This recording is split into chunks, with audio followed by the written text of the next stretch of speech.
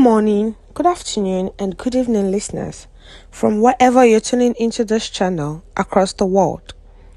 Welcome to Afris Concept TV, and thank you for tuning into this channel.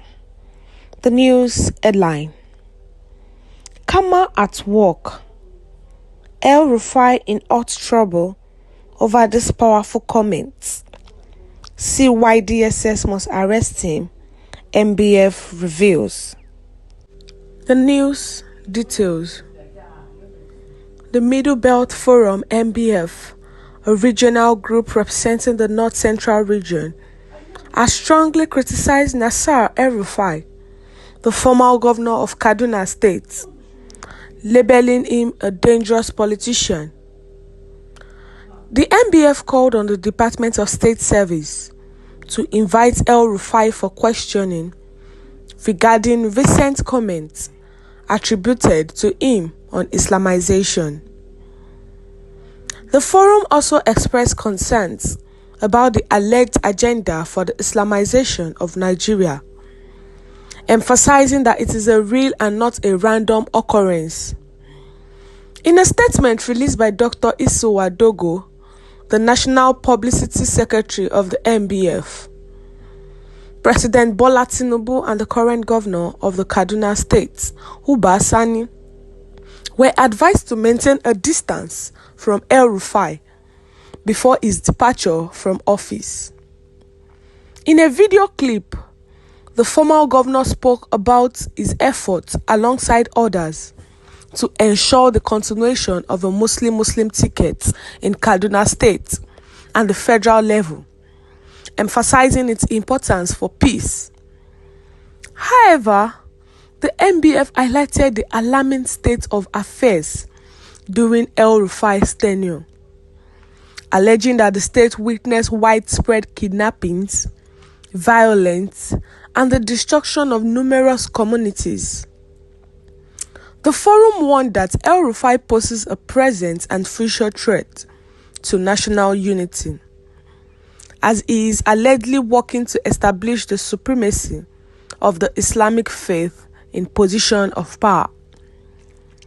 The MBF called on Nigeria's security agencies, particularly the DSS, to closely monitor El-Rufai and even invite him for questioning, considering his divisive comments. The group denounced his remark as a hypocritical attempt to stoke religious tensions and instigate conflicts between adherents of different faiths.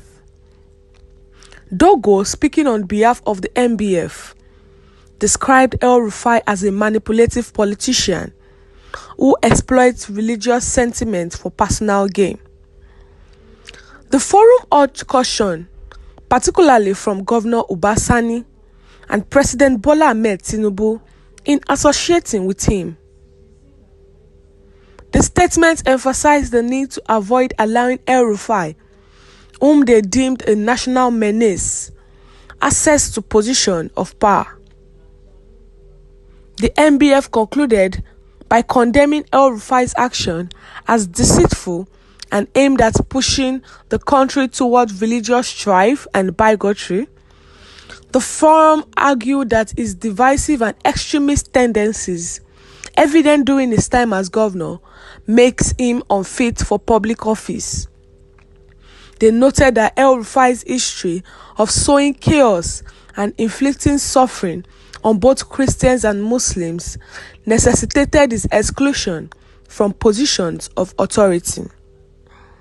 Now, if you have been following our news, if you have been following this channel from the beginning, there was a news where we spoke about El-Rufai when he made a statement that the Muslim tickets that APC actually did in the presidential election is not actually just for it's not a child's place something, that they intentionally did it because they want to Islamize Nigeria the same way he has Islamized Kaduna, because he was the former governor of Kaduna. So he said why that Muslim ticket is because of the Islamization that APC wants to do to Nigeria, that APC wants to Islamize the whole of Nigeria the same way it did to Kaduna. So now, that actually brought a lot of comments from different people, because that statement is just like you are trying to constitute conflict between all religious groups in Nigeria. Now, the Middle Belt Forum has actually come out to talk. It's a regional group representing the North Central region, and they have criticized Nasser El-Rufai, labeling him a dangerous politician. And exactly that's what he is. Because how will you make that kind of statement? You know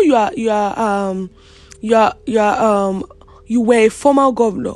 So there's some statements that you should not even be making. So the Middle Belt Forum has called on the Department of State Service, the DSS, to actually invite El-Rufai for questioning regarding his recent comments on Islamization.